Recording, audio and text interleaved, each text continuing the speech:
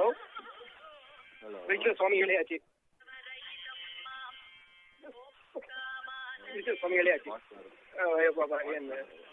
தயாசதம் அடியன் ஆரம்பிச்சுட்டாடியன். வேதாந்தலக்ஷ்மணமுனீந்திர கிருபாத்தபோதம் தத்பாதயுக்மதரதீர்வபிருங்கராஜம் த்ரய்யந்தயுக்மகிருத பூரி பரிஷ்ணவந்தம் ஸ்ரீரங்கலக்ஷ்மணமுனிம் சரணம் பிரபத்யே.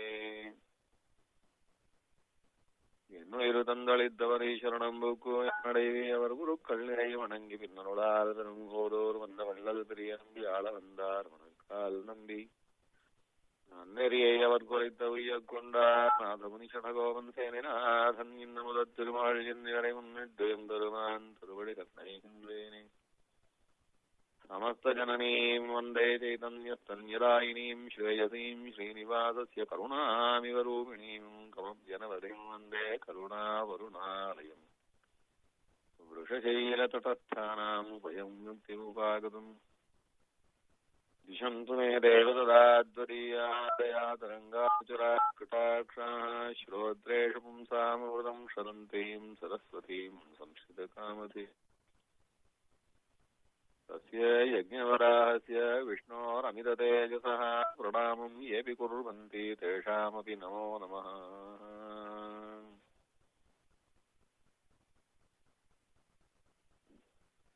பாரத தேசத்திலே ரொம்பவும் புண்ணியமான க்ஷேத்திரங்களா சொல்லப்பட்டதான ஸ்வயம் வியக்த க்ஷேத்திரங்கள் 8. ஸ்வயம் வியக்த க்ஷேத்திரங்கள் என்றால் தானே எம்பெருமான் தன்னுடைய திருமேனியை இந்த உலகத்தார் காணும்படியாக தன்னுடைய திருமேனியை காட்டிக்கொண்டு வெளியிலே வந்தான், இன்றைக்கும் சேவை சாதித்துக் கொண்டிருக்கான் என்று சொல்லும்படியான ஸ்வயம் வியக்த க்ஷேத்திரங்கள் 8. அந்த ஸ்வயம் வியக்த க்ஷேத்திரங்களிலே 4 க்ஷேத்திரம் வட பாரதத்திலும் 4 க்ஷேத்திரம் தென் பாரதத்திலும். வட பாரதத்திலே 4 க்ஷேத்திரம் பதரிகாசிரமம், அங்கே பெருமாள் நாராயணன் தானே சேவை சாதிக்கிறான் என்று சொல்வது.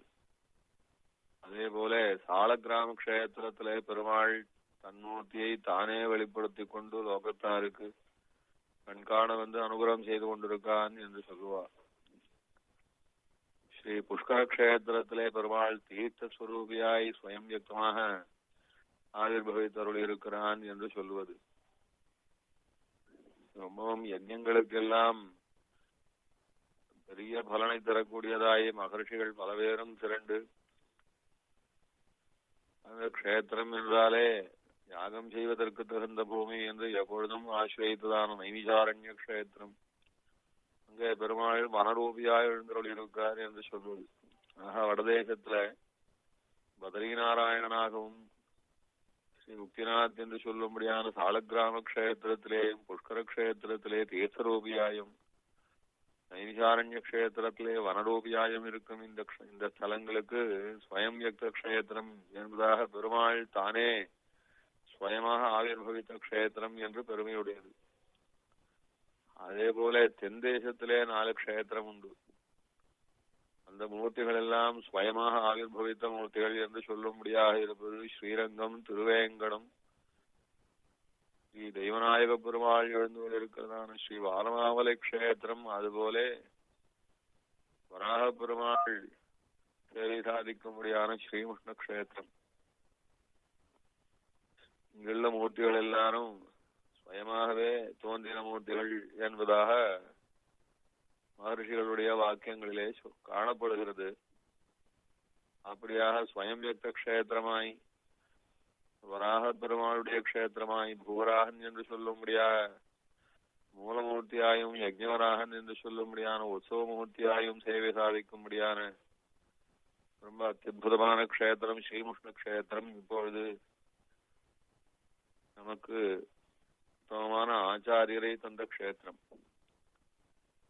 பிரகிருதம் ஸ்ரீமத் ஆண்டவன் ஸ்ரீமுஷ்ணம் அவருடைய பூர்வீகம்.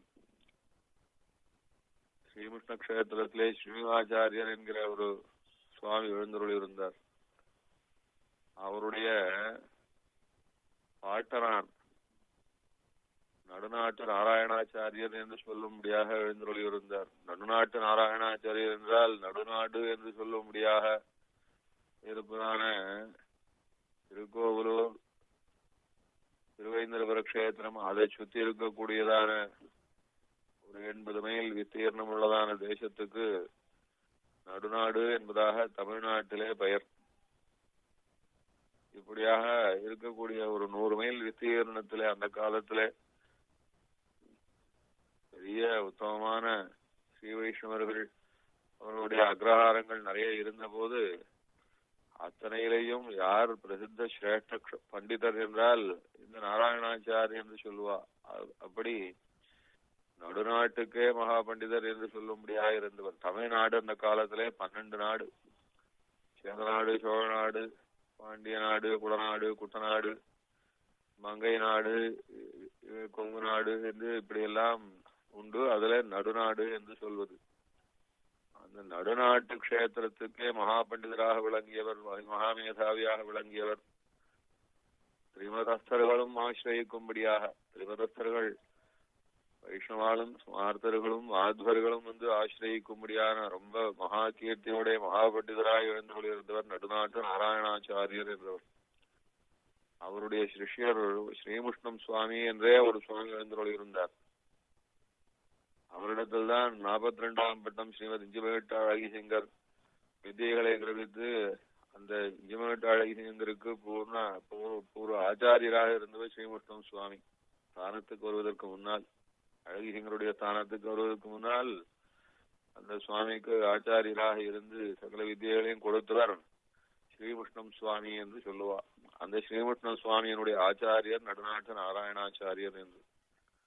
அந்த நடுநாட்டு நாராயணாச்சாரியருடைய பேரராக இருந்தவர் ஸ்ரீமுஷ்ணம் சினிமாச்சாரியர். அந்த சினிமாச்சாரியருடைய திருக்குமாரர் தான் பிரகிருதம் ஸ்ரீமத் ஆண்டவன் பூர்வாசிரமத்திலே ஸ்ரீ புவராகாச்சாரியர் என்று ஆரத்வாஜ கோத்திரம் யஜுஷாகையிலே வந்து அவதாரம் பண்ணினார்.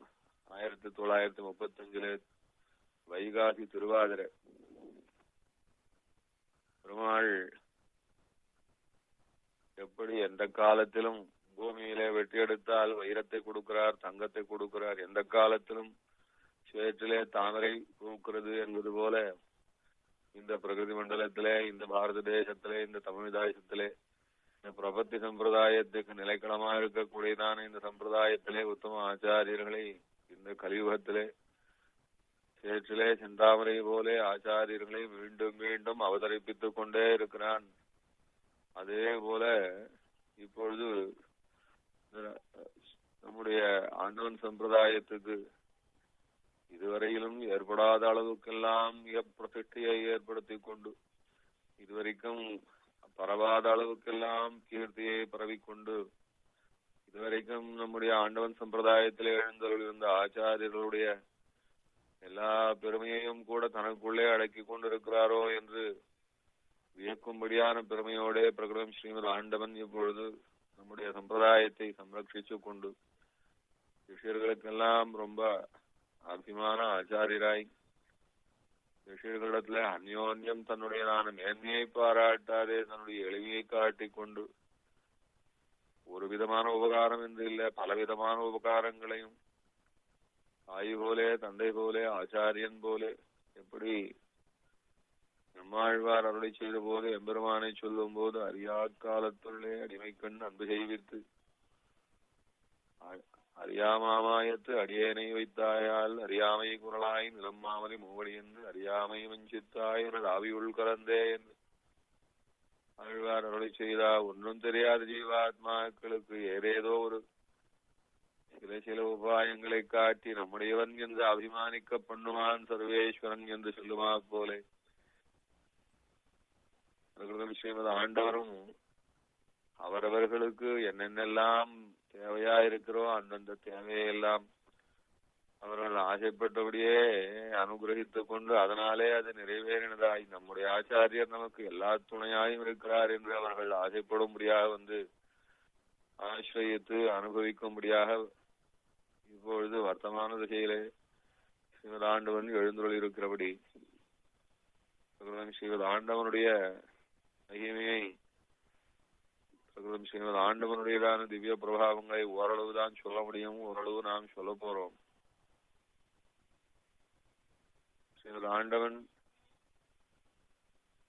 நாம் எப்பொழுது சற்று நேரம் சொன்னார் போல எல்லா ஆச்சாரியர்களுடைய ஒரு விசேஷங்களையும் தனக்குள் கொண்டிருக்கிறாரோ என்று சொல்லும்படியாக எழுந்தருளியிருக்கிறார்.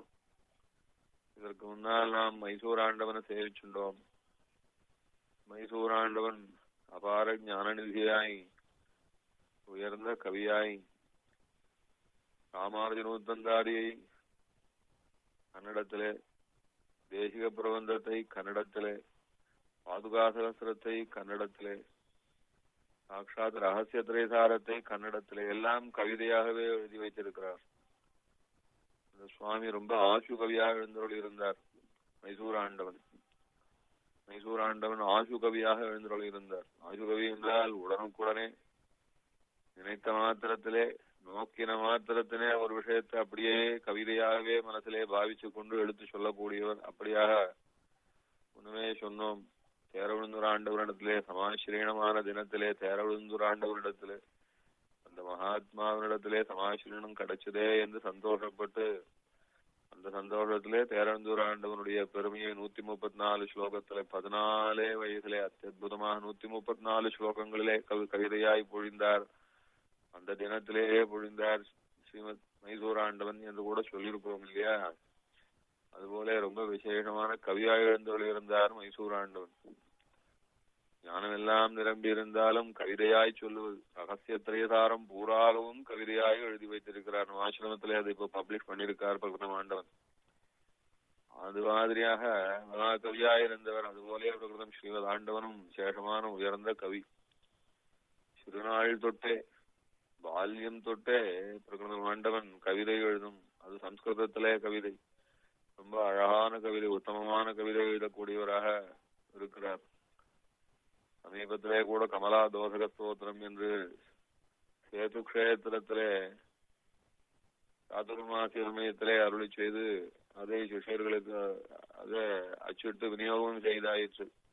பிராட்டியை பற்றி ரொம்ப எப்படி சுவாமி தேசிகன் ஸ்ரீஸ்துதியை அனுகிரகித்து நமக்கு எல்லாம் க்ஷேமத்தை பண்ணி வைக்கிறாரோ அதுபோல பிராட்டியனுடைய அனுகிரகம் எல்லாருக்கும் கிடைக்கட்டும் என்று கமலாதோசக ஸ்தோத்திரம் என்று ரொம்ப சந்த விருத்தமாக அழகானதான பத்தியங்களினாலே அருளி செய்தார். இப்படி ஒன்று இல்லை, நிறைய. சிறு வயசிலிருந்தே சம்ஸ்கிருதத்திலே கவிதை, அபாரமான கவிதை, தமிழிலே அபாரமான புலமை. மைசூராண்டவருக்கு கன்னடத்திலே அபாரமான புலமை இருந்தார் போல அவர் மைசூராண்டவன் கன்னட தேசத்து சுவாஷியானபடினால அவர் அதிலே அபாரமான புலமையோடு இருந்தார். பிரகிருதம் ஸ்ரீமதாண்டவன் தமிழ் தேசம் சுவாஷியானபடினால சம்ஸ்கிருதத்திலும் தமிழிலும் அபாரமான புலமையோடு இருக்கிறார் என்று பார்த்துட்டு இருக்கோம். இதுக்கு முன்னாலே ஸ்ரீமத் ஆண்டவன் திருக்குழந்தை ஆண்டவனை அனுபவிச்சோம். திருக்குழந்தை ஆண்டவனுடைய ஒரு தனியான மற்ற ஆச்சாரியர்களுக்கு இல்லாத ஒரு பெருமை என்று சொல்லி பார்த்துவானால் திருக்குழந்தை ஆண்டவன் ஒரே சஞ்சார பிரியர்.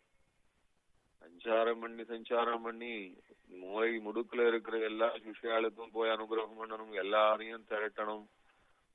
அதற்காக நம்முடைய சிரமத்தை கொஞ்சமும் பார்க்க கூடாது. சிரமம் பார்த்தா சம்பிரதாயம் இருக்காது, சிரமம் பார்த்தா சிஷ்யாள் சேர மாட்டா, சிரமம் பார்த்தா சிஷ்யாளுக்கு யார் போய் அனுகிரகம் பண்ணுவா என்று அந்த சிஷ்யாளுக்கு அனுகிரகம் பண்றதுக்கு தன் சிரமம் பாராமல் பாரதம் எல்லாம் சஞ்சாரம் பண்றதையே குறியா இருந்தார். முதல்ல ஒரு 20 வருஷம் 55 திருநட்சத்திரத்திலே எழுந்துருளி, அதற்கு மேலே எல்லாரும் 55 வயசானா வேலையிலேருந்து ரிட்டையர்மெண்ட் வாங்கிப்பா.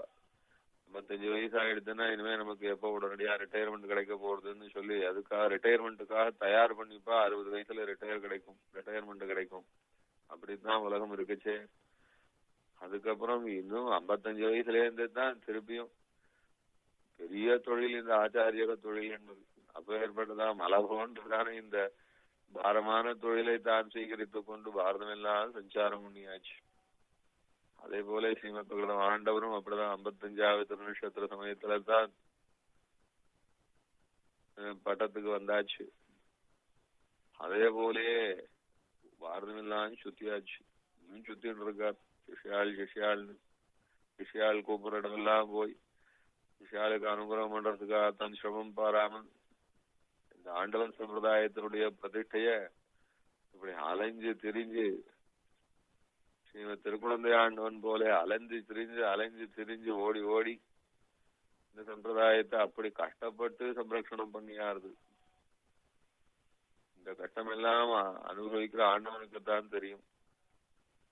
அதுவும் இப்பொழுது ரொம்ப திருமையினி தளர்ந்த திசையிலும் கூட அன்றைக்கு ஓடினா போல இன்றைக்கு ஓட முடியலன்னாலும் ஆனா அது மனசுல அது தளர்ச்சி வரல. இன்னும் இப்பவும் கூட நேற்றுதான் ஸ்ரீமத் ஆண்டவன் மெட்ராஸ் வெள்ளியாச்சு. இதுதான் மெட்ராஸ் ஆசிரமம் ஆழ்வார்பேட்டைக்கு வெள்ளியாச்சு. ஏற்கனவே எப்போது அந்த ஆடி மாசத்திலே ஆடி ஆவணி புரட்டாசி ஐப்பசி கார்த்திகை மாதம் இதெல்லாம் அங்கே மதுரையில சாதுர்மாசத்தை முடிச்சுண்டு தென்தேசம் எல்லாம் யாத்திரை பண்ணிட்டு உயர்ந்த க்ஷேத்திரங்களே உயர்ந்த எம்பெருமான்களை மங்களாசாசனம் செய்து கொண்டு தீர்த்தங்களை எல்லாம் தீர்த்தங்களாக்கி கொண்டு சேது ஸ்நானம் பண்ணி சுவாமி தேசிகன் அருளை செய்தார் போலே சேதுவுக்கும் பெருமையும் ஆண்கள் வந்து தீர்த்தம் ஆடுவதனாலே என்று சுவாமி தேசிகன் அருளை செய்தார் போலே சேது ஸ்நானம் முதலான புண்ணிய ஸ்நானங்களை எல்லாம் முடிச்சுண்டு பரம பவித்திரமான நடமாடும் சேதுமூர்த்தியாக திருப்பியும் சென்னை ஆசிரமத்துக்கு நேற்று எழுந்துள்ளியாச்சு. சஞ்சாரம் இப்பொழுது கொஞ்சம் குறைஞ்சு இருந்தாலும் பிராச்சீனத்துல ரொம்ப சஞ்சாரம் பண்ணியாச்சு. ரொம்ப சிரமங்கள் பட்டாச்சு. திருக்குடும்ப ஆண்டவன் போலவே பட்டாச்சு. அதுக்கு முன்னாடி எழுந்திருந்த தெம்பரை ஆண்டவனுடைய விசேஷம் என்னன்னா அவருடைய விசேஷம் ரொம்ப அபாரமானது. நான் ஆச்சாரியராக எழுந்திருந்தது அப்பவும் சரி அதற்கு முன்னாலேயும் சரி அதுக்கு முன்னாலும் தெம்பராண்டவனுடைய ரொம்ப எல்லாரும் இப்படியும் ஒருத்தரா என்று சொன்ன அளவுக்கு சதா ஸ்ரீகோஷம் பார்த்துட்டு இருப்பார். சதா ஸ்ரீகோஷம் பார்த்து ஒரு க்ஷணம் ஓய்வு அந்த ஒரு க்ஷணமா இருந்தாலும் உடனே புஸ்தகத்தை பார்த்து அதுல ஒரு 4 வரியாவது படிச்சுக்கிறது. எப்பேற்பட்ட அமிர்தமான சத்விஷயங்கள் எல்லாம் கொட்டி வச்சிருக்கா பெரியவா. அதனால அமிர்தமா எப்படி இந்த காலத்துல ரொம்பவும் தீனி பண்டமா இருக்கிறவா அப்பப்போ ஸ்நாக்ஸ் எப்ப கிடைச்சாலும் சரி ஒரு நிமிஷம் கிடைச்சாலும் சரி அதுலயே ஒரு ஸ்நாக்ஸ் எடுத்து வாயில போட்டு கடிச்சுண்டு அந்த மாதிரியாக எப்படி தீனி பண்டமா இருக்கிறவா எப்படி ஒவ்வொரு க்ஷணத்திலும் வாயை போட்டு மென்னுட்டே இருப்பாளோ அது போல தெம்பராண்டவன் சாதா புஸ்தகம் ஸ்ரீகோஷங்களை சேவிச்சுட்டே இருக்கிறது. அதுல இருக்கு பிரம்மம் அல்லவா புஸ்தகமா சாட்சாத் பரபிரம்மத்தை அல்லவா வார்த்தைகளினாலே புஸ்தகங்களிலே கொடுத்திருக்கா பூர்வாச்சாரியால். அதுல இருக்கிற ஒவ்வொரு வழியும் நம்முடைய அனுஷ்டானத்துக்கும் அனுபவத்துக்கும் அல்லவா. ஏதோ படிச்சுட்டு சரி பெரியவா அப்படி சொல்லியிருக்கான்னு மூடி வைக்கிறதுக்கு இல்லையே. தெம்பராண்டவனுடைய சுவானுபவம் அந்த மாதிரி இருந்தது. நல்ல விஷயங்கள் எல்லாம் புஸ்தகமா எழுதி வச்சா பூர்ணமா காலக்ஷேபம் பண்ணிவிட்டு பெரியவாள் அப்படியெல்லாம் சொல்லியிருக்கா என்று அதோட அது பெரியவாளோட மாத்திரம் சம்பந்தப்படுத்திட்டு அதிலே சொல்லப்பட்டதான கல்யாண குணங்களும் அதிலே சொல்லப்பட்டதான பகவத் அனுபவங்களும் அதிலே சொல்லப்பட்டதான அந்த வாக்கியத்திலே இருக்கிறதான சைலி ரசம் இருக்க அதையெல்லாம் தன்னுடையதான சுவானுபவத்திலே தன்னுடைய வாழ்க்கை முறையிலே ஒன்று இப்ப உருப்படுத்திக் கொள்வது என்பது ரொம்ப பேருக்கு கிடையவே கிடையாது. ஆனா தெம்பரை ஆண்டவன் அந்த புஸ்தகத்தை வாசிக்கிறதுலையும் அதை தான் சுவானுபவத்திலே கொண்டு வரதுலையும் அதுவே அவருக்கு ஒரு சுவாவமா இருந்தது. அப்படியாக புஸ்தகம் சதா புஸ்தகம் பார்த்துட்டு இருப்பார். ஆண்டவனும் அப்படித்தான் சதா சிஷ்யாள் வந்து சேவிச்சுட்டே இருப்பா, சிஷ்யாளுக்கு பேசிட்டே இருப்பார், அக்ஷதை போட்டுட்டே இருப்பார், நடுவுல உடனே புஸ்தகத்தை பார்த்துட்டே இருப்பார். உடனே அந்த புஸ்தகத்துல இருக்கிற ரொம்ப சூக்ஷ்மமான விஷயங்களை பக்கத்துல பேனாவால எடுத்து ஒரு அண்டர்லைன் பண்ணுவார். அண்டர்லைன் பண்ணினா விட்டு அதுல ஏதாவது இன்னும் விசேஷமான தன்னுடைய திருவுள்ளத்துல ஏதாவது அபிப்பிராயம் இருந்ததுன்னா அதை அந்த புஸ்தகத்துல எழுதி வச்சிருவார். உடனே அதுலயே எழுதி வச்சிருவார். இதே போல இப்ப ஸ்ரீமத் ஆண்டவன் எத்தனை புஸ்தகத்தை எடுத்து சம்பூர்ணமாக கட்டாட்சித்து கொண்டு அதுலயும் ரொம்ப விசேஷம் என்னன்னா எந்த புஸ்தகத்துல எந்த பேஜ்ல என்ன ரிமார்க் எழுதினோம்ன்றத அநேகமா ஒண்ணு கூட மறக்காம இருக்கிற சுகாம் ஸ்ரீமத் ஆண்டவனுக்கு. அத நிறைய பக்கத்துல இருந்து பார்த்தவா இந்த விஷய விசாரம் வரைச்சே இடறா அந்த புத்தகத்தை அப்படின்னு சொல்லி உடனே அந்த இடத்தை காட்டி இதே மாதிரியான விஷயம் இது ஏற்கனவே இப்படியான அபிப்பிராயப்பட்டிருக்கிறத அண்டர்லைன் பண்ணி காட்டிருக்கிறத ரொம்ப ரொம்ப அதிசயமான மொத்தத்துல பிரகிருதம் ஆண்டவனை சொல்லச்சு எப்படி சொல்லலாம்னா ஒரு வார்த்தையிலே சொல்றதுன்னா இவ்வளவுதான் சொல்லணும். பெருமாள் ஆச்சாரியால நிறைய பேர் எப்பவும் அவதாரம் பண்ணி வைக்கிறார். ஒரு ஆச்சாரியன் என்று மாத்திரம் ஏற்படுத்துவதில்லை. எப்பவுமே பெருமாள் சத் சம்பிரதாயத்துக்கு ஒரே ஒரு ஆச்சாரியர் என்று இல்லாம பல ஆச்சாரியர்களை அப்பப்போ உருவாக்கி வைக்கிறார். ஏன்னா தேசமெல்லாம் வியாபிச்சிருக்கிற சிஷ்யால ஒத்தராலேயே எல்லாம் ஓடி ஓடி போய் காப்பாத்தி வர முடியாதுன்றதுனால இது பல பேர் சேர்ந்து தூக்க வேண்டியதான பாரமான சம்பிரதாயமானபடினாலே பல ஆச்சாரியால ஒரே சமயத்திலே உருவாக்குறார்.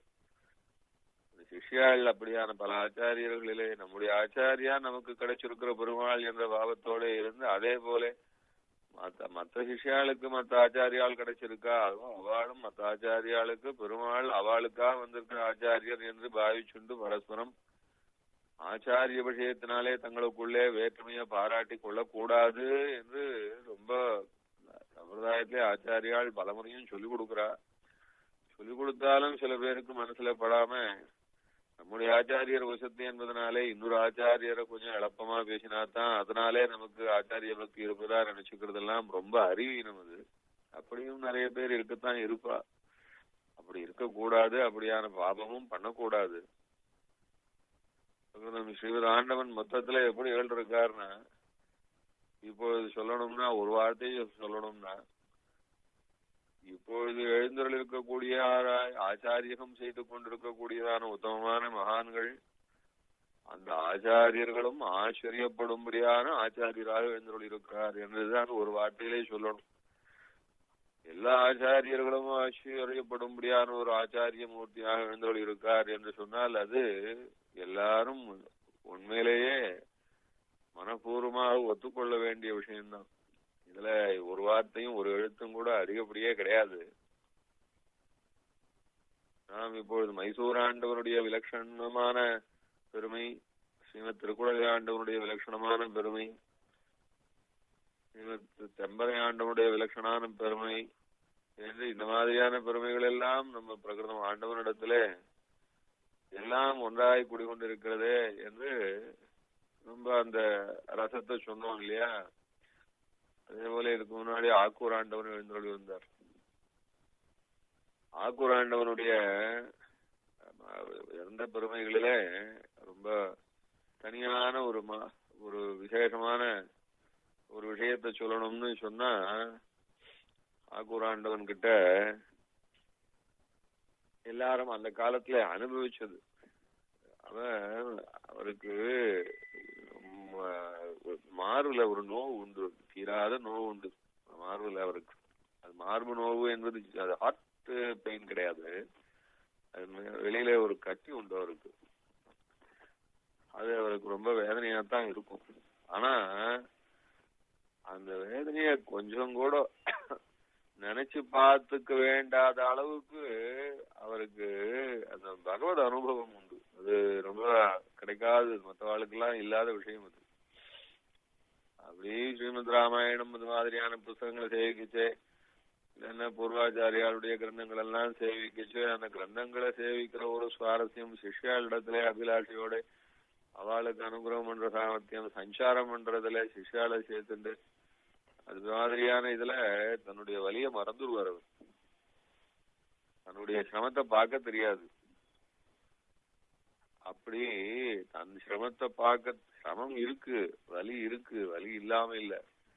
ஆனா இருந்தாலும் வலி இருந்தாலும் சிரமம் இருந்தாலும் தன் சிரமத்தை பார்த்துக்க தெரியாத ஒரு ஆச்சாரியனாக விருந்தவர் இருந்தார் ஸ்ரீமன் ஆக்கூர் ஆண்டவன். அதே போலதான் பிரகிருதம் ஆண்டவனும். பிரகிருதம் ஆண்டவனுக்கு அவர் ஆசிரமம் எழுந்தருளின, தானத்துக்கு எழுந்தருளின சில வருஷங்களிலேயே ஒரு 4 வருஷம் இருக்கும்னு நினைக்கிறேன். 5 வருஷமா நினைக்கிறேன், 4 வருஷம்தான். அதுக்குள்ள ரொம்ப நடையாக யாத்திரை பண்ணி, அப்பெல்லாம் நடையாதான் முதல்ல யாத்திரை பண்ணிட்டு இருந்தாச்சு. பெங்களூருக்கெல்லாம் கூட ஸ்ரீரங்கத்திலேருந்து நடையாக எழுந்தருளியாச்சு. மாதிரி நடையாக யாத்திரை பண்ணி, அதுவும் அந்த சன்னியாசாசிரமத்தினுடைய ஆகார சௌக்கிய குறைவு இருக்க அதெல்லாம் ரொம்ப படுத்தி, அது காரிய பாரங்கள் எல்லாம் சேர்ந்து சுவாமிக்கு ஹார்ட் அட்டாக் வந்துடுச்சு. கட்டத்துக்கு வந்து கொஞ்ச நாள்ல வந்தது. 4 வருஷத்துல இருக்கும்னு நினைக்கிறேன். பட்டா ஹார்ட் அட்டாக் வந்துடுத்து. அதுக்கப்புறமே திரும்பி வாட்டம் தான். அது வரைக்கும் ரொம்ப சாதாரண வார்த்தையில சொல்லணும்னா இரும்பா இருந்த ஆச்சாரியர் அதுக்கப்புறம் ரொம்பவும் திரும்பி நொந்து போனாலும் சரி, அத அன்னிலிருந்து இன்னி வரைக்கும் உடம்பு முடியல என்று ஒரு காரியத்தையும் குறைச்சுண்டதே கிடையாது. உடம்பு முடியாமத்தான் இருப்பார். அது இருக்கிற சமயத்துல என்ன காரியம் வந்தாலும் சரி, ஒரு சம்பிரதாய காரியம் வந்தது இல்ல, ஒரு பெரிய மனுஷா யாராவது வந்தா, இல்ல ஒரு சாமானிய சிஷ்யர் வந்தார், அவர் ஏதோ தன்னுடைய அபிலாஷைய பேசுறார், அதனால என்ன தொந்தரவு ஒன்னும் கிடையாது. உடனே எப்படி பூர்ணமாக 100% ஃபிட்டா இருந்த அந்த காரியத்தை எப்படி அதை பேசணுமோ, என்ன சொல்லணுமோ, எப்படி நிர்வகிக்கணுமோ, எப்படி அனுகிரகிக்கணுமோ, இல்ல என்ன உத்தரவு கொடுக்கணுமோ, அது மாதிரி 100%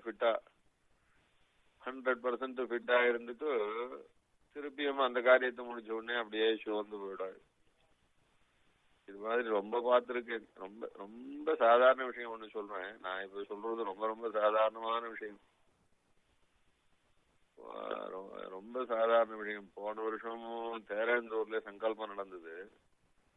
தேரேந்தூர்ல சங்கல்பம் நடந்து கார்த்தாலெல்லாம் சங்கல்ப காரியங்கள், திருமேனி ரொம்ப ஆட்டம்தான். மத்தியானம் எல்லாம் விஷயால் ஊருக்கு புறப்படுறான்றதுனால அவளுக்கு ஆசீர்வாதம் பண்றதுக்காக அதுக்கும் ஓய்வே இல்லை. சாயங்காலம் ஆயிடுத்து பெருமாள் மங்களாசாசனத்துக்காக வெளியாச்சு. அதுக்கும் போயிடும். ஆமரவியப்பன் மங்களாசாசனம் பண்ணிட்டு வந்தாச்சு. திருப்பியும் அப்படி இப்படி விஷயால் எல்லாம் சேர்ந்து ராத்திரி 8:30 மணி இருக்கும்னு நினைக்கிறேன். அப்ப 9 மணிக்கு சயனிச்சுண்டாச்சு. அவ்வளவு அசக்தியான திருமேனிக்கு ஒரு நாளெல்லாம் காரியம் இருந்து, நாளெல்லாம் எல்லாரையும் சரியாக அனுகிரகிச்சு குசலோபசனம் பண்ணி இவ்வளவு 9 மணிக்கு சயனிச்சுண்டாச்சு. நல்ல தூக்கம். கண் பிரியாது, அவ்வளவு சிரமம். அந்த சமயத்துல அயன் தேரந்தூர்ல இருந்து புறப்பட்டேன். நான் ட்ரெயினை பிடிக்கிறதுக்காக போகணும், அதுக்காக புறப்பட்டேன். புறப்பட்டா ஒரு கைங்கரியவர் ஆண்டவன் கிட்ட ஒரு வார்த்தை சொல்லிட்டு கிளம்புறதானே அப்படின்னாரு. பாவம் ஆண்டவன் சயனி சொல்லிருக்காரு, இப்போ நான் கிளம்புறதே ஆண்டவன் அனுகிரகத்தினால்தான், ஒன்னும் சொல்ல வேண்டாம் அப்படின்னு. அவர் சும்மா இல்லாம போய் அவர்கிட்ட அடியேன் நாட்டேரி சுவாமி கிளம்புறார் அப்படின்னாரு. அவர் கண்ணே பிரிக்க முடியல ஆண்டவனுக்கு. இந்த சுவாமி சும்மா இருக்க கூடாதா? அவரு கண்ணே பிரிக்க முடியல. அப்படியே அரைக்கண்ணு தான் திறந்தாச்சு. அவ்வளவு தூக்கம். அரைக்கண்ணு தான் திறந்தாச்சு. அவர் நாட்டேரி ஊருக்கு போயிட்டு வரேங்கிறார் அப்படின்னாரு. அவர் அப்படியா, எதுல போறார் அப்படின்னாரு. டக்குன்னு அவ்வளவு தூக்கத்துல முன்னாடி என் குரல் கொடுத்தேன், ட்ரெயின்ல போறேன் அப்படின்னு சொன்னேன். சரி போயிட்டு வாங்க. எதுக்குன்னா அந்த தூக்கத்துல, அவ்வளவு தூக்கத்துல யாரும் எழுப்பினான்னா என்னது அப்படின்னு தான் கேட்பா. அடுத்த வார்த்தை எதுல போறார் அப்படின்னு கேட்டோடனே எனக்கு இவ்வளவு சிரமத்திலையும் ஆண்டவன் இவ்வளவு தூக்கத்திலையும் அதை என்ன வார்த்தை பேசணும்னா அந்த வார்த்தை பேசுறதுல கொஞ்சம் கூட அதுல வார்த்தமே இல்லையே. எனக்கு கண்ணுல ஜலமே வந்துடுது. எதுல போறார் அப்படின்னா எப்படி போறான் இந்த சமயத்துல ராத்திரி 9:30 மணிக்கு மேல எப்படி கிளம்பி போறானுன்ற கவலையில. இதே போல நிறைய ஒரு சமயம் ஆண்டவன் ரொம்ப சயனத்துல சரியான தூக்கம். அடியனுக்கோ ரங்கநாத பாதையில ஒரு விஷயம் ஆண்டவன் எழுதின விஷயத்துல ஒரு சந்தேகம் வந்துடுத்து. அது சந்தேகத்தை தீர்த்துன்னு அச்சுக்கு ஏத்தணும். இல்லைன்னா அது ஒருவேளை தப்பாயிடுமோன்னு எனக்கு பயம். இல்லை நான் சரியா பார்க்காம ஏத்திடுவனோ என்னமோ பயம். அதனால ஆண்டவனுக்கு கேட்டுதான் ஏற்றி அச்சுக்கு நாழி ஆகி போச்சு. என்ன பண்றதுன்னு தெரியல. சாயங்காலம் 4 மணி இருக்கும். அப்போ ரொம்ப சயனத்துல இருந்தார் ஆண்டவன். என்னிடத்த போனேன். நான் வேற வழியே தெரியல, எழுப்பிதான் ஆகணும்ன்ற நிர்பந்தம் ஆயிடுச்சு. அடியேன்னு குரல் கொடுத்தேன். உடனே கண்ணை பிரிச்சு பார்த்த திருக்கண் மொத்தம் ஜவான்னு அவ்வளவு தூக்கம். இந்த ஆண்டவன் எழுதினதுதான். அதுலயே அந்த எழுதின அந்த பக்கத்தையே ஆண்டவன் இடத்துல கொடுத்து, இந்த இடத்துல இப்படியே போட்டுடலாமா என்ன அப்படின்னு கேட்டேன். உடனே டக்குன்னு பேனாவை எடுத்தாரு, ஒரு வரி எழுதினார். அற்புதமா இருந்தது அந்த வரி, ரொம்ப அத்தியுதமா இருந்தது. பின்னைன்றதுக்கு முக்கியம் உரை எழுதி கொடுத்தாரு. பின்னைனா என்னன்னு, பின்னைனா நப்பின்ன பிராட்டிய பத்தி. அதுக்கு ஆண்டவனுடைய ரொம்ப சுவாரஸ்யமான அர்த்தம் அப்போது. பின் ஐனா தலைவன் ஒரு அர்த்தம். தனக்கு பின்னாலே தன் தலைவன் ஓடி வரும்படியாக நடந்து கொள்வள் அப்படின்றதான அர்த்தமும் ஆண்டவன் திருவுள்ளத்துல ரொம்ப சுவாரஸ்யமான அர்த்தம் அது. பின்னைனா பின்னா இருப்பவள், ரொம்ப இளையவளா இருப்பவள், அதனாலே ரொம்ப அழகா இருப்பவள், அதனாலே ரொம்ப இஷ்டமா இருப்பவள் அப்படின்ற அர்த்தம் பொதுவா சொல்ற வழக்கம். பின்னைனா அதான் அர்த்தம். ஆண்டவன் அழகா பிரிச்சு பின்னை அப்படின்னா தன் பின்னாலே தலைவன் தன்னை நாடி வரும்படியாக நடந்து கொள்ளுகிறவள் அப்படின்னு அர்த்தமாக ரொம்ப அழகா ஒரு வரி சாட்சாச்சு. பின்னே ஐயே தலைவனை உடையவள் என்ற அழகா திருப்பி எழுதி கொடுத்தாச்சு. அத்தனை தூக்கத்துல எழுதி கொடுத்தாச்சு. ரொம்ப என் பையன் கிட்ட சொல்லிட்டே வந்த பாடுறா, இத்தனை தூக்கத்துல நம்ம உபதிரவம் பண்ணி எழுப்பி வாங்கிட்டு வரோம், என்னமா எழுதி கொடுக்குறாரு ஆண்டவன், இதுக்காகவே ஆண்டவன் 100 வாட்டி சேவிக்கலாம் போல இருக்கு, என்ன அர்த்தம் சொல்லிவிட்டார் ஏதோ பையன் கிட்ட சொல்லிட்டே வந்தேன். அதுபோல எத்தனை சிரமமா இருந்தாலும் அத்தனை சிரமத்திலேயும் அந்த சிரமத்துக்காக ஒரு காரியத்தை ஒரு நாளும் அது காரியத்தினுடைய மாற்றம் குறைச்சதே கிடையாது. அதை எப்படி செய்யணுமோ அப்படி எப்படிதான் செய்யறாரோ அது ரொம்ப அப்பப்போ நினைச்சுக்கிறது. இவ்வளவு சிரமத்திலையும் அந்த சாமர்த்தியம் எப்படி குறையாம இருக்கு, எல்லாம் பாதுகைகளுடைய அனுகிரகம் தான். ஆக்குராண்டவன் நினைச்சுக்கதே இது நினைச்சுன்னேன். அத்தனை சிரமமா இருந்தாலும் அவ்வளவு சிரமத்திலையும் அவர் அத்தனை மார்வெளியிலையும் சரி ஒரு நாள் கூட பாதுகாராதனம் குறைச்சது கிடையாது. பாதுகாராதனத்தை நிறுத்தினதும் கிடையாது, அதுக்காக இன்னொரு இடத்துல ஒப்படைச்சதும் கிடையாது. அதே போல சிஷ்யாளுக்கு பண்ண வேண்டிய காரியங்களிலையும் குறைச்சது கிடையாது. அதுக்கு முன்னாலே தேரவேந்திர எழுதியிருந்தார். தேரவேந்திர ஆண்டவனுடைய ஸ்பெஷாலிட்டி எல்லா விஷயங்களும் வசதி தான். தேரவேந்திர ஆண்டவன் கிட்ட பல விஷயங்களிலே அவர் பல ஆச்சாரியால ரொம்ப விஞ்சினிவர் தான் தேரவேந்திர ஆண்டவன். அதனால மனசார சொல்லலாம், பல விஷயங்களிலே பல ஆச்சாரியால விஞ்சி இருந்தார் தேரவேந்திர ஆண்டவன். அப்படியே தெய்வ பழம்னு சொல்லணும் தேரவேந்திர ஆண்டவன். அந்த மகாத்மாவனுடையதான அந்த ஒரு ரசம்தான் இன்னைக்கு ஆசிரமத்துல இன்னும் ஓடின்னு இருக்கு. அந்த அனுபவ ரசமும் அந்த அனுகிரக ரசமும் தான் இன்னைக்கு ஆசிரமத்தை அப்படியே ஏன்னா ஓடின்னு இருக்குன்னு நிச்சயமா சொல்லலாம். தேரவேந்திர ஆண்டவன் கிட்ட ஒரு பெரிய ஸ்பெஷாலிட்டி என்னன்னா, மற்ற எந்த சன்னியாசிக்கும் இல்லாத ஸ்பெஷாலிட்டி அவருக்கு. அது என்ன ஸ்பெஷாலிட்டின்னா, தேரவேந்திர ஆண்டவன் ரொம்ப நாளா பாடுவார். பாட்டுல ரொம்ப சூரர். அதே மாதிரி பாட்டை ரசிக்கிறதுலயும் ரொம்ப பிரியர். அதுவும் பகவத் கானம் தான், வேற ஒரு விஷயம் கிடையாது. எதுவா இருந்தாலும் பகவத் கானமா தான் இருக்கும். அது சிறு வயசுலயே 36 திருநட்சத்திரத்திலேயே ஆசிரமத்துக்கு வந்தவர். அதுலயே 20 வயசுல இருந்தே அவருக்கு சன்னியாசம் உண்டுன்னு சொல்லிட்டு இருந்தா. அந்த அளவுக்கு எல்லாரும் கொண்டாடும்படியாக ஆச்சாரியா அவரை முதல் பார்வையிலேயே அவர் ஆச்சாரியராகத்தான் பார்க்கணும்னு ஆசைப்பட்டு இருந்தா. அந்த மாதிரியான ஆச்சாரியரா இருந்தார் அவர். அப்பேற்பட்டவர் சன்னியாசியா இருந்தாலும் பொதுவாக சன்னியாசிகளுக்கு கானம்னா அதுல பிரவருத்தியே இருக்காது. ஏன்னா பாட்டு என்பது கூடாதுன்னு கூட சொல்லியிருக்கு. அதனால ஆனா அந்த பாட்டு என்பதும் கூட அது பகவத் விஷயமா இருந்தா அது எப்படி தப்பா இருக்க முடியும்? ஏன்னா நம்ம திவ்ய பிரபந்தம் எல்லாம் கான ரூபம்தான். இந்த சம்ரட்சிச்சவர் விசேஷமாக பாஷ்யக்காரர் தான். ஆளவந்தார் பாஷ்யக்காராஜிவாள்லாம் தான் சம்ரட்சிச்சா. அதை கான ரூபமா சம்ரட்சித்தனால்தான் பின்னாலே அது நமக்கெல்லாம் கிடைச்சது. அதனால பாஷா கானம்னு கர்த்தவியம் எந்த சாஸ்திரம் சொல்லி இருக்கிறதும் எதுக்குன்னா பகவத் விஷயமா அதை தவிர மற்றதுனால அப்படின்னு. அதனால தேரவேந்திர ஆண்டவன் திவ்ய பிரபந்தங்களை இல்ல பகவத் விஷயமான கானங்களை எப்பவும் ரொம்ப ரசிப்பது உண்டு, தானும் பாடுவது உண்டு. அதுவும் ஏகாந்தத்திலே ரொம்ப பாடுவதும் உண்டு. ராத்திரி வேளையில அப்படி சயனிச்சுட்டு இருக்கச்சே நடுவுல தூக்கம் கண் விழிச்சா அப்படி நல்ல பாட்டா பாடிட்டு திவ்ய பிரபந்தங்களை அப்படியே பாட்டா பாடிட்டு அப்புறம் கொஞ்ச நேரம் திருப்பியும் அப்படியே சயனிச்சு வந்தாகும். அது மாதிரி நல்ல பொழுதா இருந்தாலும் அந்த பொழுதையும் அப்படி பாட்டா ரசிச்சுட்டு இருப்பது என்பது தேரவேந்திர ஆண்டவனுடைய சுபாவம். அதே போலதான் பிரகிருதம் ஆண்டவன் நல்ல கான ரசிகர். ரொம்ப சாமர்த்தியம் பாட்டுல. ரொம்ப ரொம்ப அவார்டு வாங்கினவாள்லாம் கூட ஆண்டவனிடத்துல ஆண்டவனுடைய அந்த சங்கீத ஞானத்தை பார்த்து பயப்படுறா. ஆண்டவன் ஆடச்சே இப்ப இந்த மாதிரியாக எல்லா காலங்களிலேயும் 3 காலத்திலையும் பாடி ஏற்றி இறக்கி வச்ச எல்லா தாய்களிலும் பாடக்கூடிய சாமர்த்தியம் எல்லாம் நமக்கெல்லாம் கிடையாதுன்னு ரொம்ப பாட்டு தெரிஞ்சவாழ்லான்னு சொல்லுறா. அது மாதிரியா தேரவந்தூராண்டவனுடைய மற்ற எல்லா பெருமைகளை காட்டிலும் இது ஒரு தனியான அவருக்கு மாத்திரம் இருக்கிற ஒரு ஸ்டாம்ப் மார்க்குன்னு சொல்லணும். என்ன மற்ற இதுக்கு முன்னாடி 10 ஆச்சாரியால் இருந்தா அவருடைய ஆசிரமத்துல அந்த 10 ஆச்சாரியால யாரும் இந்த மாதிரியா பாட்டுல ஈடுபட்டவான்றது அடியனுக்கு தெரியாது. தேரவந்தூராண்டவன் தான் அப்படி இருந்தார் அப்படின்னு நான் நினைச்சுட்டு இருக்கேன். அதே போல இந்த சுவாமியின் பிரகிருதமாண்டவரும் அந்த மாதிரியாக அந்த கான ரூபம் அதுலயும் ரொம்ப சத்விஷயமான கானங்கள். அதே போல சங்கீதம் தெரிஞ்சவாளெல்லாம் பாராட்டுறது, சங்கீதம் தெரிஞ்சவாள அவளுடைய பாட்டை ரசிக்கிறது என்று அதுவும் லோகத்துக்கு எல்லா விதத்தினாலும் ரொம்ப இஷ்டமான ஆச்சாரியரா எழுந்தருளி இருக்காருன்றதுல இதுவும் ஒரு அம்சம். அதே தேரவந்தூர் ஆண்டவனுக்கு முன்னாடி காடந்தேத்தி ஆண்டவன் எழுந்தருளி இருந்தார்.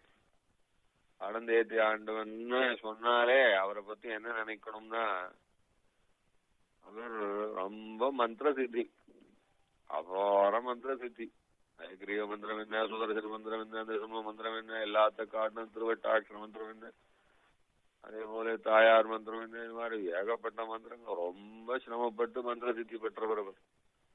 சித்தி பெற்றது மாத்திரம் இல்ல, அந்த சித்தியினாலே சித்தராவே இருந்தார். அதே போல சித்தரா இருந்தது மாத்திரம் இல்ல, அவர் இந்த சித்திகளுக்கெல்லாம் முன்னாடியே கூட அவர் சதாவதானம். அவர் சதாவதானம் சதாவதானம்னு சொன்னா 100 விஷயங்களை ஒரே சமயத்துல கவனிச்சு அதுக்கு தகுந்த மாதிரி ரியாக்ஷன் கொடுக்கறது, ரிப்ளை கொடுக்கறது, அதெல்லாம் சதாவதானியா எழுந்துள்ள இருந்த சதாவதானம் பண்ணி ராஜசபைகளில் எல்லாம் சன்மானம் வாங்கிட்டு இருந்தார் அவர். அது மாதிரி மகா பண்டிதராயிருந்த அது மாத்திரமில்ல, மகா பண்டிதராயிருந்தார், மகா சித்தராயிருந்தார், இதுக்கும் போக மகா சதாவதானியா இருந்தார். இதெல்லாம் 3 தனித்தனி பெருமை. சதாவதானின்றது தனி பெருமை, மகா பண்டிதர்ன்றது தனி பெருமை, அதே போல சித்தராயிருந்தார், மந்திர சித்தி பெற்றிருந்தார்ன்றது தனி பெருமை. இதெல்லாம் அவருக்கு விசேஷமான பெருமைகள். அவருக்கு பிரகிருதம் ஆண்டவனும் அதே போலதான். அந்த காலத்துக்கு அப்படி ஆச்சாரியனா இருந்தார்னா இந்த காலத்துக்கு இதே போல மந்திர சித்தி கைவர பெற்றவராயிருக்கார்.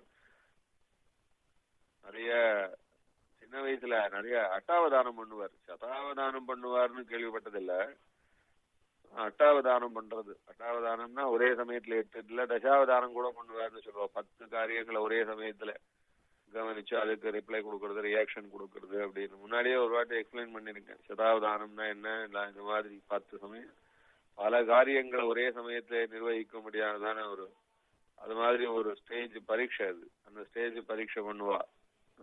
அந்த மாதிரியான ஸ்டேஜ் பரீட்சையில அவர் சதாவதானம் பண்ணுவார். இந்த சுவாமி தசாவதானம் பண்ணியிருக்கார் அப்படின்னு சொல்றோம்.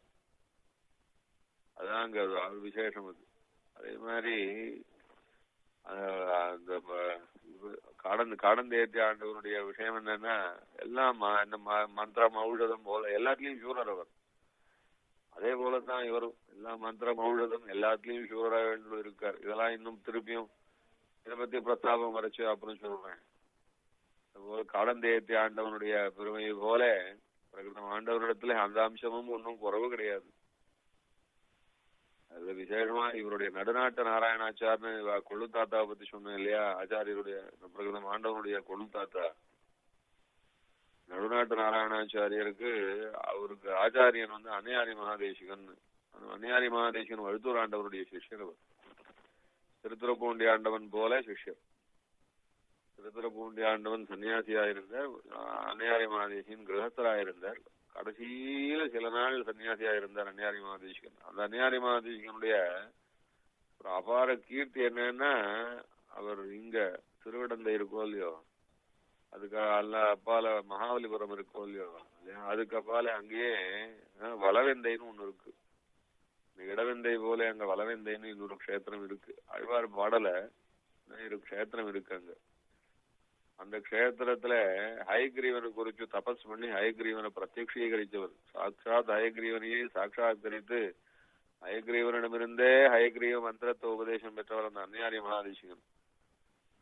அந்த ஹயக்ரீவ மந்திரம் உபதேசம் ஹயக்ரீவனாலே உபதேசம் பண்ணப்பட்ட ஹயக்ரீவ மந்திரத்தை அன்னையாரி மகாதேசிகன் அவர் நடுநாட்டு நாராயணாச்சாரிக்கு உபதேசம் பண்ணி அந்த உபதேச பரம்பரையிலாலே பிரகிருதம் ஆண்டவனுக்கு அந்த மந்திரம் விலட்சணமான விசேஷமான மந்திரம். அது அந்த மந்திரம் பிராப்தியா இருக்கிறது. அதனால பரம்பரையே ரொம்ப ஹயக்ரீவ அனுகிரகத்தினாலே ஞான பரம்பரை. அதனாலே வரக்கூடியதான மந்திர சித்திகளும் ரொம்ப அபாரமா இருக்கு. கடந்தேத்தி ஆண்டவன் எப்படி விசேஷ அனுகிரகத்தினாலே தபசு பண்ணி சித்திகள் எல்லாம் மந்திரங்களினாலே ஆவர்த்தி செய்து ஜபித்து தனித்தனியா திருவேங்கடமுடையான பத்தி தனியா திருவேங்கடமுடையான ஜபிச்சு மந்திரம், ஹோமில் ரிதும்பனை பதிச்சு தியானிச்ச மந்திரம், சுதர்சனாழ்வான தியானிச்ச மந்திரம், திருவட்டாட்சரத்தை தியானிச்ச மந்திரம், ரிசம்பன் இப்படி தனித்தனியாக மந்திர சித்தி பெற்றவர். அது மாதிரி பக்கம் ஆண்டவனும். அது மாத்திரம் இல்ல, சுவாமி ஆண்டவனுக்கு சித்தரோட பழக்கம் உண்டு. ரொம்ப வெளியில சொல்ல மாட்டேங்கிறார், எப்பவாவது லேசா சொல்றார். அதனால ரொம்ப தெரிஞ்சுக்க முடியல. ஆண்டவனுக்கு சித்தரோட பழக்கம் உண்டு. அந்த சித்தரிடத்துல போய் அவரிடத்துல சில அபியாசங்களும் பெற்றுன்னு இருக்காரு. அது மாதிரி காலந்தேத்தி ஆண்டவன் எப்படி சித்தரா இருந்தாலோ அது போல ஆண்டவனுக்கும் அதே மாதிரியான பிரபாவம் அம்சம் கட்டாயம் உண்டு. அது எல்லாரும் அவாவா ஆண்டவனிடத்துல தங்களோட குறைய சொல்லி நிவர்த்தி ஆச்சே அனுபவிச்சு பாத்துக்கிறா. அதுக்கு முன்னாடி இருந்த சின்ன ஆண்டவன் எழுந்தவர்கள் இருந்தாரு, அவரிடத்துல ஒரு விஷயம் என்ன தெரியுமோ இல்லையோ, ரொம்ப அடம் பிடிப்பார். அவர் அடம் பிடிப்பாருன்னா சாதாரண இந்த குழந்தைகள் இல்லைன்னா சாமானிய உத்தியோகத்துக்கு போறவா அந்த மாதிரியான அடம் பிடிக்கிறவா இல்ல. சாஸ்திர விஷயத்துல தான் நிர்ணயம் பண்ண விஷயத்த எப்படியும் ஸ்தாபிச்சுடுவார். அவர் தப்பாவே சொல்ல மாட்டார், ஒரு விஷயம் தப்பு இருக்காது. ஆனா சில ஆச்சாரியால் எப்படின்னா சொல்ற விஷயத்த ஒத்துக்கலன்னா போறா ஒத்துக்காட்டா ஒத்துக்கலான்னா நமக்கு என்ன, நல்ல விஷயத்த சொன்னா ஒத்துக்கிறதுக்கு வேண்டிய கொடுப்பனே இல்ல, அவன் புத்தி அவ்வளவுதான் அப்படின்னு விட்டுடுவா. விடமாட்டார் சீனாண்டவன். ரொம்ப சண்டை பிரச்சண்ட வாதம் பண்ணுவார் அவர். தான் சொன்ன விஷயத்த ஒத்துக்கிற வரைக்கும் வாதம் பண்ணிடுவார் அவர். அந்த மாதிரியான அதே மாதிரி எழுதுவார். அதனால சின்னாண்டவன் கிட்ட எல்லாருக்கும் கொஞ்சம் ஒரே பிடிவாதக்காரர். அது ஒரு வார்த்தையே தப்பு கிடையாது அடியேன்னு சொல்றதுல. சில பேர் பிடிவாதம் சொல்லிட்டு தப்பு விஷயத்துக்கு பிடிவாதம் பிடிப்பா, அந்த மாதிரி கிடையாது. சின்னாண்டவனிடத்துல அவருடைய விஷயம் என்னன்னா எந்த விஷயத்தையும் அப்படியே பட்டு கத்திரிச்சா போலன்னு சொல்லுவாள். அது மாதிரியான வார்த்தை, நெருப்பு மாதிரி ஒரு விஷயத்த நிர்ணயம் பண்ணி சொன்னான்னா எப்படி ஆக்கும். அது நெருப்புன்னா சுடதான் சுடும். அது மாதிரி ஆண்டவன் சொன்னான்னா அது சரியாத்தான் இருக்கும். அந்த மாதிரி இது நான் சொல்றது சாஸ்திர விஷயத்துல சொல்றேன். மற்ற விஷயத்துல எல்லாம் பிடிவாதமே கிடையாது, அதெல்லாம் கொஞ்சம் கூட பிடிவாதம் கிடையாது. அந்த சாஸ்திர விஷயத்துல அவ்வளோ ஒரு பிடிவாதம். ஆண்டவனும் அப்படித்தான் இப்ப இருக்கிறவரும். நான் சொல்ற வார்த்தைகள் எல்லாம் தீர்மானமான நிர்ணயம், அதுல ஒரு பிசகும் கிடையாது என்றதான ஒரு திருடமான அத்தியாயம் உண்டு ஸ்ரீமத் ஆண்டவனுக்கு. அதை எல்லாரும் அனுபவிக்கிறவங்க பார்த்துட்டு தான் இருக்கா. இது அடியேன் தான். இப்ப நான் சொல்ற எந்த விஷயமும் நான் மட்டும்தான் தெரிஞ்சுட்டு இருக்கேன்னே கிடையாது. இந்த விஷயம் எல்லாரும் எப்பவும் தெரிஞ்சுக்கிறது தான். பிரவச்சன சமயமா இருப்பதுனாலே அடியேன்னு சொல்லிட்டு இருக்கேன், அவ்வளவுதான். அதுபடி எல்லாரும் ஒவ்வொரு சமயத்திலேயும் ஒவ்வொரு விஷயத்த சொல்லத்தான் சொல்றா, அனுபவிக்கிறா, பேசத்தான் பேசாது. சின்னாண்டவன் போல அந்த எடுத்த விஷயத்துல சாஸ்திர விஷயத்துல தீர்மானமான அந்த புத்தி, திருடாத்தியவசாயமான புத்தி, அதையும் பிரகிருத ஆண்டவனிடத்திலே பார்க்கிறோம். பெரியாண்டவனிடத்திலே சொன்னா பெரியாண்டவனிடத்திலேயும் ஒரு விசேஷம் உண்டு. அவரிடத்துல என்ன விசேஷம்னா வாஸ்தவத்துல லௌகிகமான விஷயங்கள் ஒன்றுத்துலயும் ஆசை கிடையாது. எல்லா ஆச்சாரியாலும் மட்டும்தான் இருந்தா, ஆனா அவரை ஒப்பிட்டு பார்த்தான்னா இன்னொரு ஆச்சாரியால் அப்படி சொல்ல முடியுமோன்னு அது மாதிரி வைராக்கியம்ன்றது எல்லா ஆச்சாரியாளுக்கும் உண்டு. எல்லா ஆச்சாரியாலும் வைராக்கியம் நிட்டால்தான், அதுல ஒண்ணும் இல்லை, அதுல ஒண்ணும் வித்தியாசம் சொல்ல முடியாது. ஆனா இருந்தாலும் பெரியாண்டவனுடைய வைராக்கியத்தை ஒப்பிட்டு பார்த்தோமா, ஆனா இப்படி ஒரு வைராக்கியமா, இப்படி ஒரு ஏகாந்தமா, பகவத் விஷயம் அது சம்பிரதாய விஷயத்தை தவிர வேறொரு விஷயத்துல ஒரு ரசமும் தெரியாதவர் பெரியாண்டவன். அது மாதிரியாக இந்த காலத்துக்கு எத்தனை அளவு வைராக்கியத்தை கடைபிடிக்க முடியுமோ அந்த மாதிரியாக அது பரிபூர்ணமான வைராக்கியத்தை கடைபிடிச்சுண்டு ஸ்ரீமத் ஆண்டவன் இன்னும் ஏதாவது கொஞ்சம் நீக்கு போக்கா வேற எக்ஸாம்பிள் சொன்னாதான் புரியும்னா தான் நம்ம அந்த மாதிரியான வார்த்தையை சொல்லணும். இப்பெல்லாம் நிறைய சம்பிரதாயங்களிலே வரைச்சு இப்படி ஆச்சாரியாளா இருக்கிறவா, சன்னியாசிகளா இருக்கிறவா, வைராக்கியத்தை கடைபிடிக்காம ஏதோ அப்படி கொஞ்சம் நீக்கு போக்கமா இருந்துட்டு அதனாலே ரொம்ப அபகீர்த்தியும் சம்பாதிச்சுண்டு இவ இப்படி ஆச்சாரியால் கூட இப்படி எல்லாம் இருக்கலாமா அப்படின்லாம் கூட மற்றவாள்லாம் சொல்லும்படியாக சில சன்னியாசிகள்லாம் பேர் வாங்குறா உண்டு. இந்த வார்த்தை இப்போ அடியான்னு சொல்ல வேண்டிய அவசியம் இல்ல, அது அடியோட தேவையில்லைதான். ஆனா திருஷ்டாந்தத்தை காட்டினாத்தான் வஸ்துனுடைய ஏற்றம் தெரியும்ன்றதுனால சொல்ல வேண்டியிருக்கு.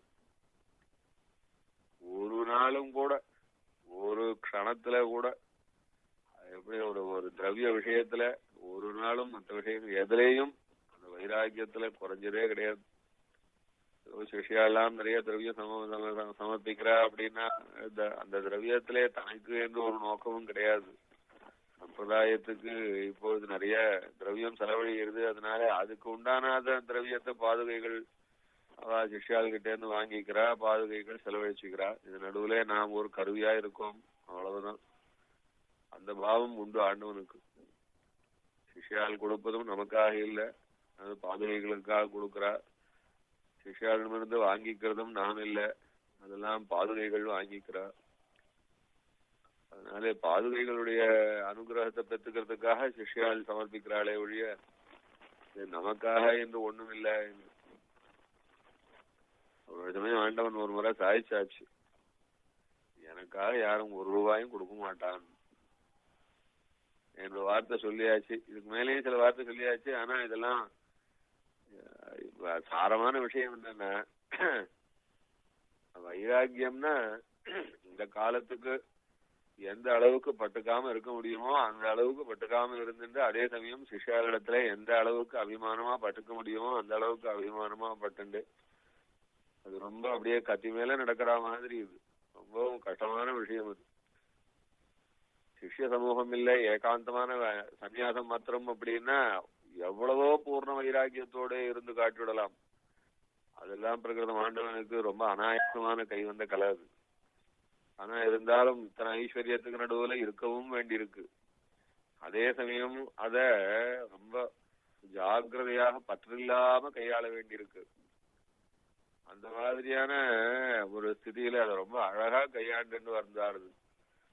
அது நினைக்கச்சே அப்படியே பெரியாண்டவனை தான் நினைக்க வேண்டியிருக்கு. பெரியாண்டவன் அத்தனை பேருக்கு மத்தியத்திலே ரொம்ப வைராக்கியத்தோட அந்த காலத்திலே இருக்கிறவாளுக்கெல்லாம் இப்படின்னா இருக்கணும், வைராக்கியமா இருந்தா இப்படின்னா இருக்கணும் என்று பேர் வாங்கிட்டு இருந்தார். உண்மையாகவே அந்த பேர் உண்டு பெரியவாண்டவனுக்கு. வைராக்கிய நிதினா இப்படின்னா வைராக்கிய நிதியா இருக்கணும்னு அந்த காலத்திலே பேர் உண்டு. அதுபோல ஆச்சாரியரா இருந்து சன்னியாசியாவும் இருந்து அதே சமயம் பெரிய ஸ்தாபனத்தை நடத்துவதா இருந்தான்னா இப்படின்னா அப்படி அந்த ஐஸ்வர்யத்துக்கு நடுவிலே பட்டுக்காம இருக்கணும் என்று மற்றவாள்லாம் பார்த்து அது தெரிஞ்சுக்கிற அளவுக்கு ஆண்டவர் நடந்து கொண்டார்.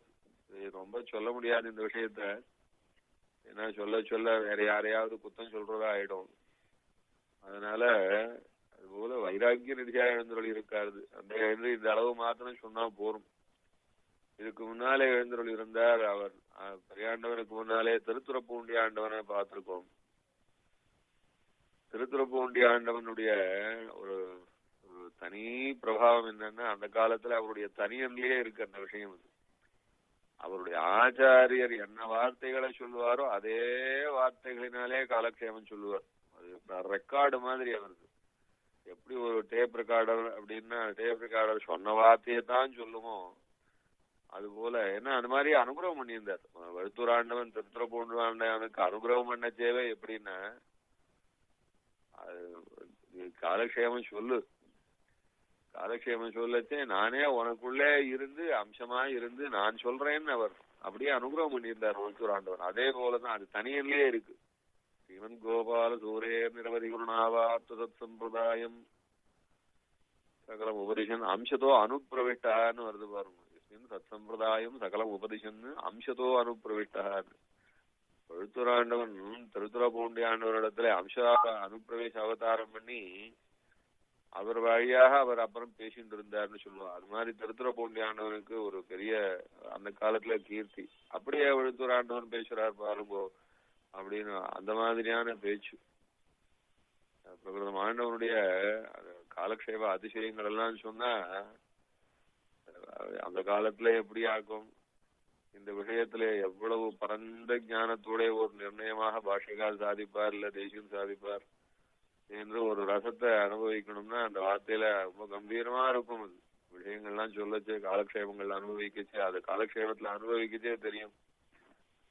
காலக்ஷேபத்துல மாத்திரம் இல்ல, எப்பவும் காலக்ஷேபம் போலயே ஸ்ரீமத் ஆண்டவன் அப்பப்போ கூட இருக்கிறவ சுத்தி இருக்கிற விஷயத்துல நல்ல வித்வான்கள்லாம் வந்தான்னா அவை டக்கு டக்கு டக்குன்னு பல விஷயங்கள ஆலோசிச்சு வார்த்தைகள் சொல்லி ஆகும். சம்பிரதாய வார்த்தைகள், கிரந்த பத்தி வார்த்தைகளா சொல்லி ஆகும். ரொம்ப அபாரமா இருக்கும். அது ரொம்ப அபாரமா இருக்கும். எப்படி ஆகும், அப்படி ரொம்ப எல்லாத்தையும் அலசி ஒரு வார்த்தை சொல்லுவாள். இப்பெல்லாம் கம்ப்யூட்டர்ல பார்த்தீங்கன்னா பாருங்க, கம்ப்யூட்டர்ல எல்லாத்தையும் அலசிட்டு டக்குன்னு ஒரு விஷயத்தை அப்படி எடுத்து கொடுக்கறது கம்ப்யூட்டர். அது போல எல்லா விஷயத்தையும் அலசிச்சு நிர்ணயமா ஒரு வார்த்தை சொல்லி ஆகும். ரொம்ப அழகா இருக்கும் அந்த மாதிரி வார்த்தைகள் எல்லாம். சந்திரபூண்டி ஆண்டவனை நினைக்கிறா போல இருக்கும். பெரியவாள் வார்த்தையை எப்படி அழகா டப்புன்னு சொல்றாரு பாருங்கன்னு சொல்லுவாளே அந்த காலத்துல, அது மாதிரியான ஸ்ரீசூக்தியா இருக்கும் ஸ்ரீமத் ஆண்டவனுடையது. அதுக்கு முன்னாலே வழுத்தூர் ஆண்டவன் எழுதியிருந்தார். வழுத்தூர் ஆண்டவனுடைய ஒரு விலட்சணமான பெருமை என்னன்னா, அவரோட இன்னும் 2 சிஷ்யாள் உண்டு.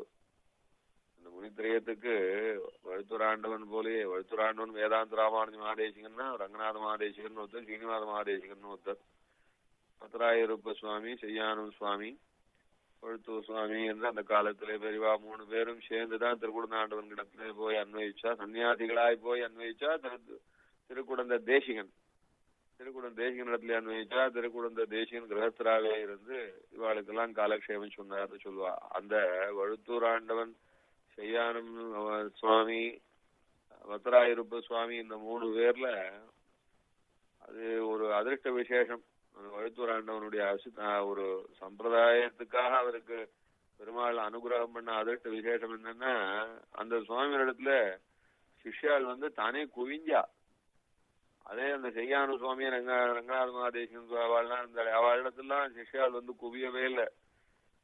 ஆச்சாரியனும் சொல்லி பார்த்தாரு, சிஷ்யாளெல்லாம் சேர்த்து நீங்கெல்லாம் சம்பிரதாயத்தை எல்லாம் தேசம் பூரா பரப்புங்கோ அப்படின்னு சொன்னார் அவர். ஆனா அவ சொல்லிவிட்டா, அது என்னவோ எங்களுக்கு சிஷ்யாள் சேரவும் இல்லை, எங்களுக்கும் சிஷ்யால போய் வாங்குவோன்னு சேர்த்துக்கிற அளவுக்கு உண்டானதான ஒரு அந்த மாதிரியான ஒரு மனப்பக்குவமும் இல்லை, சமைச்சுக்கணும்னே சொல்லிவிட்டாவா. ஆனா வழுத்தூர் ஆண்டவரிடத்துல சிஷ்யாள் குவிஞ்சா. அதுதான் அவருக்கு திருக்குடந்தாண்ட தேசிகனுக்கு ரொம்ப சந்தோஷம். அது நான் என்ன ஆசைப்பட்டனோ அப்பேற்பட்ட ஆசையை நிறைவேற்றினால உண்மையிலே நீங்கதான் ஆண்டவன், நீங்கதான் ஆண்டவன் அப்படின்னு அந்த ஆண்டவனை வழுத்தூர் ஆண்டவனை கொண்டாடினார்னு முன்னே சொல்லியிருக்கோம் நாம். தேசியன் சம்பிரதாயம் பரவணும், அதுவும் தேசியன் சம்பிரதாயம் சுத்தமாக கலப்படம் இல்லாம களங்கம் இல்லாம பரவணும்னு ஆசைப்பட்டா அந்த ஆசையை நிறைவேற்றி வச்சவர் யாருன்னா வழுத்தூர் ஆண்டவன் தான். அதுபோல நம்ம திருக்குடந்தாண்டவன் ரொம்ப ஆசைப்பட்டார், இந்த சம்பிரதாயம் நன்னா வளரணுமே, இவ்வளவு சிரமப்பட்டு வளர்த்தோமே, நாம என்ன செய்ய போறோம், நமக்கு அடுத்த ஆச்சாரியரை நியமிக்க முடியலையேன்னு ரொம்ப கிளேசப்பட்டார். ஆண்டவன் கிளேசப்பட்டான்றது ஒரு வார்த்தையிலே சொல்லி மாளாது. பெரியாண்டவன் சன்னதியிலே போய் அப்படியே தன்னுடைய சிரசை கவித்துண்டு அந்த சன்னதியில அந்த நிலப்படியில அப்படியே கவிழ்த்துண்டு என்ன திருவுள்ளப்படுறீரோ என்ன திருவுள்ளப்படுறீரோ அப்படின்னு ரொம்ப அசக்தியாகவும் போயிடுத்து திருக்குடந்த ஆண்டவனுக்கு. அடுத்து நல்ல ஆச்சாரியரை கொடுக்கும் யாரையும் காட்டவும் முடியல. அந்த சமயத்துல எல்லாம் அப்படி எப்பவாவது ஒரு வார்த்தை சொல்லி ஆகும்னு சொல்லுவா, எனக்கு அப்புறம் இந்த ஆசிரமம் விழுந்துதான் எழுந்துக்கும் விழுந்துதான் எழுந்துக்கும்னு. அதுபோல திருக்குடந்தாண்டவன் திருநாட்டுக்கு எழுந்த பிறகு அடுத்த 42 நாள்ல அப்படியே அதே போல அதே மாதிரி அசக்தியாவே இருந்துட்டார் மைசூர் ஆண்டவன் 42 நாள். அதுக்கு முன்னாலே அப்படிதான் இருந்தார், அசக்தியாவே எழுந்தொழி இருந்தார். என்ன ஆக போறதோ இந்த என்ன ஆக போறதோ அப்படின்னு நினைச்சுட்டு இருக்குச்சு திருநாட்டுக்கு வந்துட்டார். அவ்வளவுதான் மொத்தம் ஆண்டவன் சம்பிரதாயமே இதோட அத்து போயிடுதோ.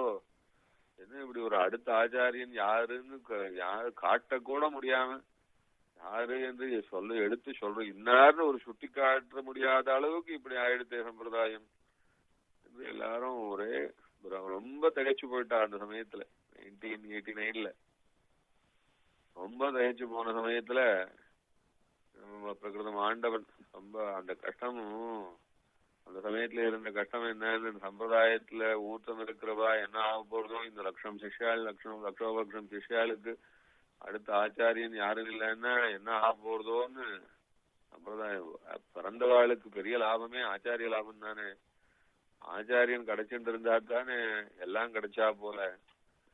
அப்படி இருக்கு, ஆச்சாரியனே கிடைக்க மாட்டாரோ என்ற அளவு வந்தா அது எவ்வளவு பெரிய நட்டம் அது. அந்த சமயத்துல வழுத்தூராண்டவன் எப்படி திருக்குழந்த தேசிகனுடைய நியமனத்தை சிறதா வகிச்சுண்டு இந்த சம்பிரதாயத்தை ஒரு கூட்டாக வச்சு நடத்திட்டு போனோம். ஆச்சாரியன் உத்தரவு என்று அதை துணிஞ்சு அந்த காரியத்தை செஞ்சாரோ அது போல பிரகிருதம் ஆண்டவரும் காலக்ஷேப திருக்குழந்தாண்டவன் கிட்ட அன்வயிச்ச போது இவருடைய ஞான விலாசத்தையும் எல்லாத்தையும் சாமர்த்தியத்தையும் எல்லாத்தையும் பார்த்து சூரநாயவன் அப்படின்னு சொல்லிட்டு இருப்பார். அப்படின்னு அந்த இவரிடத்துல ஒப்படைச்சிடணும். 10 வருஷம் முன்னாடி வந்தா வராம போயிட்டாரு, 10 வருஷம் முன்னாடி வராம போயிட்டாரு அப்படின்னு சொல்லி ரொம்ப ஏங்கி ஆகும். அதுதான் கடைசி சந்தர்ப்பங்கள்ல தான் வந்து ஆசீர்வதிச்சார் திருக்குழந்த ஆண்டவன். 10 வருஷம் முன்னாடியே வராம போயிருந்தாரு அப்படின்னு. ஆசிரமத்தை பத்தி சில விஷயங்கள்லாம் சொல்லி ஆகும், முக்கியமான விஷயங்கள்லாம் சொல்லி ஆகும். அப்படியே பேச்சுவாக்குல ஒரு நாள் சொல்லியாச்சு, அது சந்தர்ப்பம்னு வந்தா கைவிட்டுற கூடாது ஆசிரமத்தை அப்படின்னு ஒரு வார்த்தை சொல்லி வச்சாச்சு. அந்த வார்த்தையை அப்படியே மனசுல வச்சுட்டு இருந்து ஆச்சாரியன் இன்னைக்கு ரொம்ப ஏக்கத்தோட ஒரு வார்த்தை ரொம்பவும் சொல்லக்கூடாது, ரொம்பவும் நிர்பந்தமும் பண்ணக்கூடாது. பாவம் 7 குழந்தைகளோட பெரிய சம்சாரியா இருக்கிறவரை போய் சன்னியாசத்துக்கு வான்னு சொன்னா அது ரொம்ப சிரமமான விஷயம் என்பதனால ரொம்பவும் சொல்லக்கூடாது. ஆனா இருந்தாலும் தேவையை சொல்லாம இருக்க முடியாதுன்னு ஒரு வார்த்தையா சொன்னதை அப்படியே கல்வெட்டா மனசுல வச்சிருந்து திருக்குழந்தாண்டவன் ஒப்படைச்ச வாரத்தை நாம் ஆச்சாரியனுக்காக செய்யணும், சம்பிரதாயத்துக்காக செய்யணும். சம்சாரம் என்பது எப்பவும் தான் எல்லா ஜென்மங்களிலும் தான் உண்டு என்று அப்பேற்பட்ட துணிவு, அந்த துணிவோட எல்லாத்தையும் திறந்து கொண்டு 1989 ஜூன் மாதம் 1ஆம் தேதி ஆசிரம ஸ்வீகாரம் பண்ணி கொண்டு அதுல இருந்து இப்போ ஆச்சு 24 வருஷம் ஆயிடுச்சு. ரொம்ப விசேஷமாக ரொம்ப சிரமப்பட்டு இப்ப நாம் அனுபவிச்சோமே பூர்வாச்சாரியாள், அதே போல அத்தனை பூர்வாச்சாரியாளுடைய பெருமையெல்லாம் ஒன்னாக நமக்கு சேவிக்க கிடைச்சிருக்கே என்று சந்தோஷப்படும்படியாக பிரகிருதம் ஆண்டவன் எழுதி இருந்துட்டு எல்லாரையும் அனுகிரகிச்சுண்டு எல்லாருக்கும் ரொம்ப அந்தரங்கமா எல்லாருக்கும் எத்தனை அனுகிரகம் எல்லாம் பண்ண முடியுமோ இப்பெல்லாம் சிஷ்யாளுக்கு அந்த சாம்பிரதாயிகமான பாரமார்த்திகமான லாபங்களை மாத்திரம் அவ எதிர்பார்க்கிறான்னு இல்ல, ரொம்ப லௌகிகமான லாபங்கள் எல்லாம் கூட ஆச்சாரியன் அனுகிரகிக்கணும் அப்படின்னு ரொம்ப ஆசைப்படுறா. பாவம் அவளுடைய கட்டங்கள் யாரிடத்துல நமக்கு நிவர்த்தி கிடைக்கும்னு பார்த்தா ஆச்சாரியன் இடத்துல தான் கிடைக்காதான்னு நினைக்கிறா. அப்படி இருந்தா அந்த மாதிரியான அபிலாஷையை கூட நிறைவேற்றுறதுன்றது ஆச்சாரியாளுக்கு ரொம்ப பிரபாவம் இருந்தாலே ஒழிய நடக்கவே நடக்காது.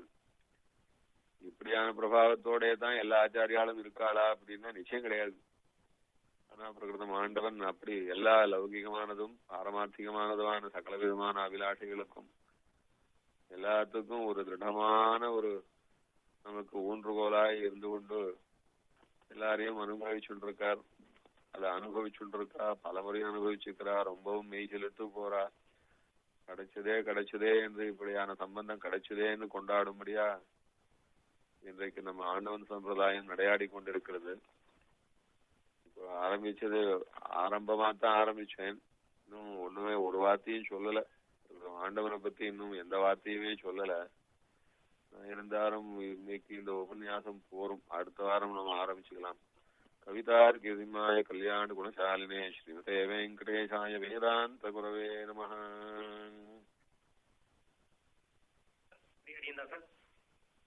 ஹலோ, ஒவ்வொரு இதுவும் அப்படியே பொக்கிஷமா இருக்கு அடியன். ரொம்ப ஆச்சரியமான அனுபவம்.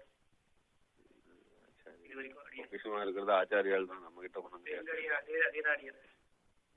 ரொம்ப right right. Your conference recording has stopped.